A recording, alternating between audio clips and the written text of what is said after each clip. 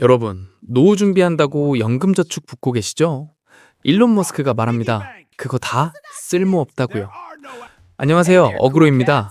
오늘은 AI가 가져올 돈이 휘지조각조차 되지 않는 세상에 대해 이야기합니다. 여러분, 매달 월급에서 얼마나 떼어내고 계십니까? 연금저축, 개인연금, IRP, 노후를 위해 지금 허리띠를 졸라매며 저축하고 계시죠? 축하합니다.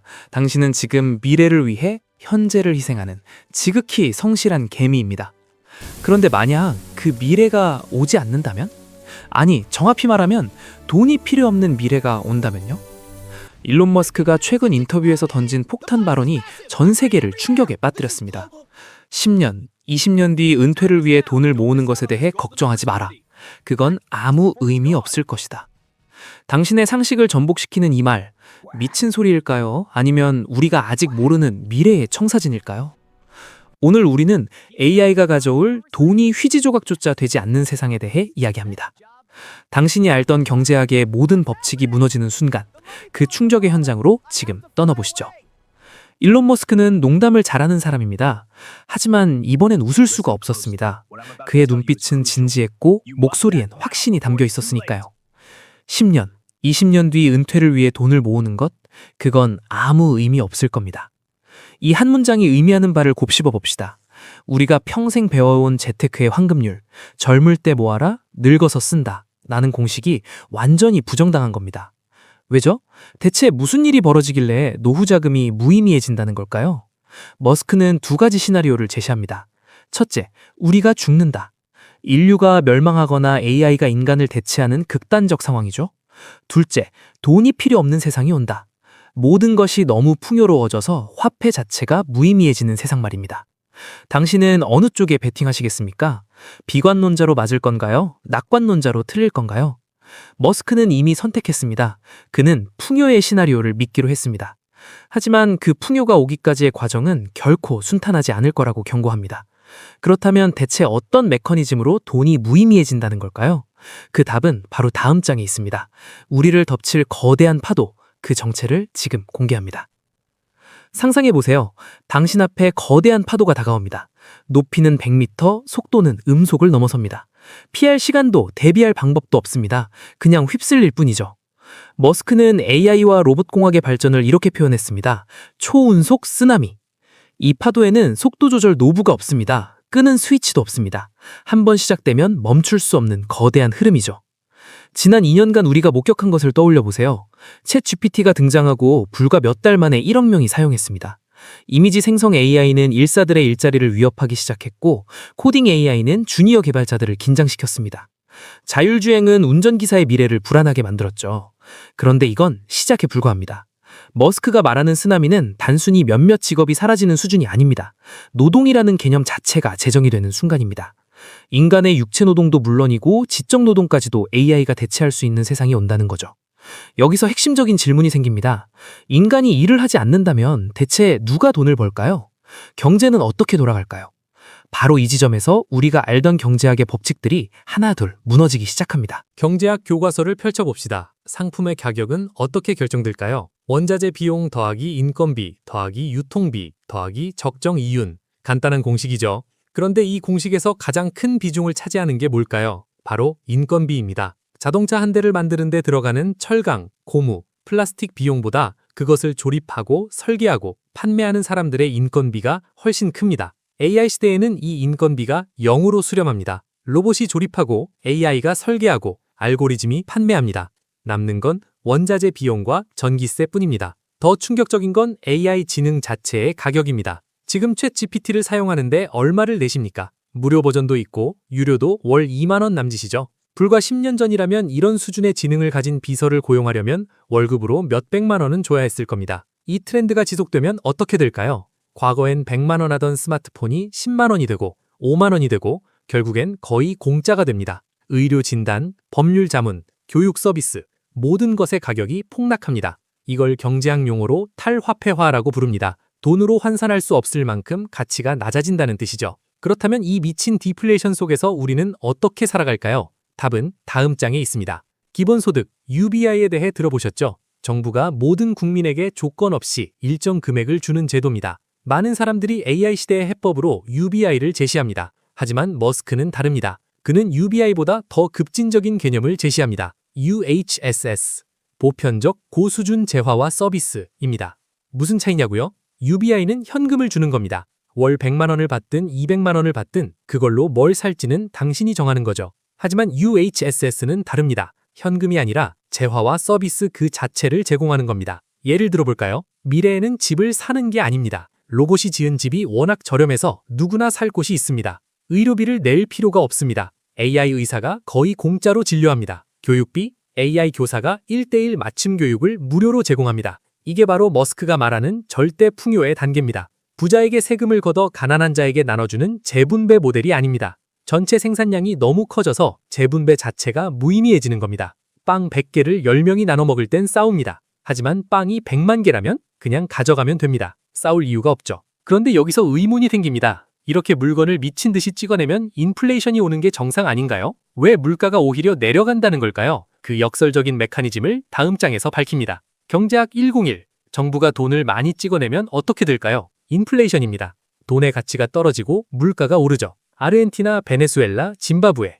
역사는 이를 증명합니다. 머스크는 바랍니다. 정부는 돈을 미친 듯이 찍어낼 것이다. 아르헨티나처럼 될 뻔할 정도로. 여기까지만 들으면 우린 하이퍼 인플레이션의 지옥으로 떨어지는 것처럼 들립니다. 하지만 반전이 있습니다. 인플레이션은 오지 않습니다. 오히려 디플레이션이 옵니다. 대체 어떻게 된 일일까요? 비밀은 속도에 있습니다. 정부가 돈을 찍어내는 속도, 버스, AI가 물건을 만들어내는 속도. 이 둘의 경주에서 AI가 압도적으로 이깁니다. 예를 들어봅시다. 정부가 올해 통화량을 10% 늘렸습니다. 일반적인 상황이라면 물가가 10% 오르겠죠. 하지만 같은 기간 동안 AI와 로봇의 표준성이 50% 증가했다면 시장에 공급되는 물건이 50% 늘은 겁니다. 결과는 돈은 10% 늘었는데 물건은 50% 늘었으니 상대적으로 물건의 가격이 내려갑니다. 이게 바로 생산성 주도 디플레이션입니다. 역사적으로 이런 사례가 있었습니다. 컴퓨터와 전자제품 시장을 보세요. 지난 30년간 중앙은행들이 돈을 계속 찍어냈지만 컴퓨터 가격은 오히려 떨어졌습니다. 왜? 무어의 법칙 덕분에 성능은 기하급수적으로 늘고 생산 비용은 줄었으니까요. 이제 이 현상이 모든 산업으로 확대됩니다. 식량, 주거, 의료, 교육, 전 분야에서 동시다발적인 디플레이션이 일어나는 겁니다. 그런데 이쯤 되면 또 다른 의문이 듭니다. 기존 경제학자들은 이걸 어떻게 설명할까요? 아니, 애초에 제대로 이해나 하고 있을까요? 다음 장에서 머스크가 경제학자들에게 날리는 신랄한 비판을 들어보시죠. 머스크는 경제학자들을 좋아하지 않습니다. 특히 GDP를 맹신하는 경제학자들을 말이죠. 그는 이렇게 비유합니다. 두 경제학자가 길을 걷다가 똥을 발견했다. 한 명이 다른 사람에게 말했다. 저 똥을 먹으면 $100 줄게. 그는 똥을 먹었다. 조금 걷다가 또 똥이 있었다. 이번엔 똥을 먹은 사람이 말했다. 너도 저거 먹으면 $100 줄게. 그도 똥을 먹었다. 잠시 후 한 명이 말했다. 우리 둘 다 똥을 먹었는데 아무것도 얻은 게 없잖아? 다른 한 명이 답했다. 무슨 소리야? 우리가 GDP를 $200나 올렸잖아. 웃기면서도 섬뜩한 이야기입니다. GDP는 단순히 거래된 금액의 총합일 뿐입니다. 그게 실질적인 가치를 창출했는지, 삶의 질을 높였는지는 전혀 반영하지 못합니다. AI 시대에는 이 괴리가 극대화됩니다. GDP 수치는 엄청나게 증가할 수 있습니다.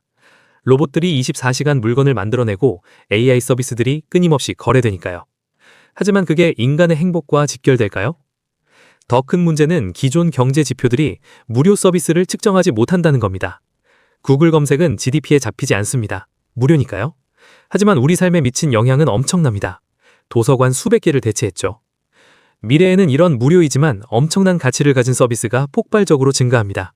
AI 의사, AI 교사, AI 변호사 모두 거의 공짜입니다. GDP는 오히려 줄어들 수 있지만 실질적인 삶의 질은 폭발적으로 증가하는 거죠. 머스크의 메시지는 명확합니다. 숫자에 속지 말라. GDP, 실업률, 인플레이션율 이런 지표들은 20세기의 도구입니다. 21세기 AI 시대의 풍요를 측정하기엔 턱없이 부족하죠. 그렇다면 기업들은 노동 비용이 0이 되면 이익이 천정부지로 치솟을 텐데 그 부는 어디로 갈까요? 다음 장에서 그 흐름을 추적합니다. 계산을 해봅시다. 한 기업이 제품을 만듭니다. 원자재비 10%, 인건비 60%, 유통비 20%, 순이익 10%. 전형적인 제조업 구조죠. 이제 AI 시대가 왔습니다. 인건비 60%가 1%로 줄었습니다. 유통비도 AI 물류로 5%로 감소했습니다. 원자재비는 여전히 10%입니다.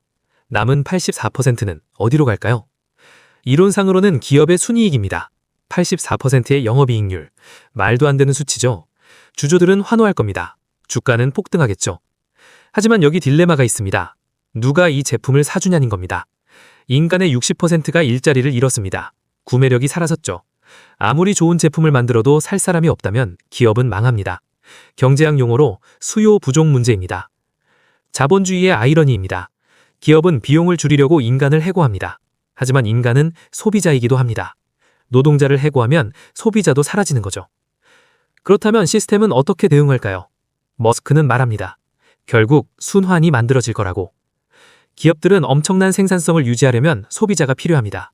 그래서 시스템은 자연스럽게 인간에게 재화와 서비스를 공급하는 쪽으로 흘러갈 수밖에 없습니다. 방법은 여러 가지입니다.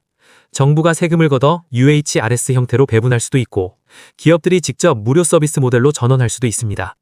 중요한 건 순환입니다. 생산, 소비, 생산의 고리가 끊어지면 경제 자체가 붕괴하니까요. 결국 이 거대한 변화의 끝에는 하나의 선택지만 남습니다. 풍요를 나누던가, 함께 망하던가. 이성적인 시스템이라면 당연히 전자를 택하겠죠. 하지만 그 과정이 순탄할까요? 절대 아닙니다. 마지막 장에서 머스크가 우리에게 당부하는 태도에 대해 이야기하겠습니다. 비관론자로 맞느니 낙관론자로 틀리는 게 낫다. 머스크가 자주 인용하는 말입니다. 그는 인정합니다. 자신도 정답을 다 아는 건 아니라고. AI가 정말로 풍요의 시대를 가져올지 아니면 예상치 못한 재앙을 불러올지 아무도 확신할 수 없다고 말이죠. 하지만 그는 밝은 면을 보기로 결정했습니다. 왜냐하면 어차피 이 쓰나미는 막을 수 없으니까요. 그렇다면 두려워하며 휩쓸릴 것인가, 파도 위에 올라타 서핑을 즐길 것인가의 문제입니다. 그는 경고합니다. 험난한 여정이 될 거다. 단기적으로는 일자리 대량 소실, 사회적 혼란, 정체성의 위기, 온갖 문제들이 터져나올 겁니다. 많은 사람들이 고통받을 겁니다. 하지만 끝은 밝습니다. AI가 가져올 의료혁명을 상상해보세요. 암이 완치되고 노화가 역전되고 수명이 150세로 늘어나는 세상입니다. 주거 육명을 상상해보세요. 모든 사람이 쾌적한 집에서 살고 깨끗한 물을 마시고 건강한 음식을 먹는 세상입니다. 엔터테인먼트 혁명을 상상해보세요. AI가 당신만을 위한 영화, 음악, 게임을 무한정 만들어주는 세상입니다. 교육혁명을 상상해보세요. 모든 아이가 1:1 맞춤 교육을 받고 자신의 잠재력을 100% 발휘하는 세상입니다. 이게 머스크가 그리는 미래입니다. 노후 걱정 대신 이 풍요를 어떻게 누릴지 고민해야 한다는 겁니다. 연금저축에 집착하는 대신 변화하는 세상에 어떻게 적응할지 준비해야 한다는 거죠. 마지막으로 그는 당부합니다. 숙명적 낙관주의를 가져라. 변화는 숙명입니다. 피할 수 없습니다. 하지만 그 속에서 낙관을 선택하는 건 우리의 몫입니다. 당신은 어떤 선택을 하시겠습니까? 두려움 속에서 저항할 건가요? 희망을 품고 앞으로 나아갈 건가요? 초음 속 쓰나미는 이미 우리 앞에 와 있습니다. 험난한 여정이겠지만 끝은 풍요로울 것이다. 오늘 내용이 충격적이셨다면 구독과 좋아요 부탁드립니다. 다음 시간엔 이 초음 속 쓰나미 속에서 살아남을 구체적인 투자 섹터에 대해 이야기해보겠습니다. 지금까지 어그로였습니다.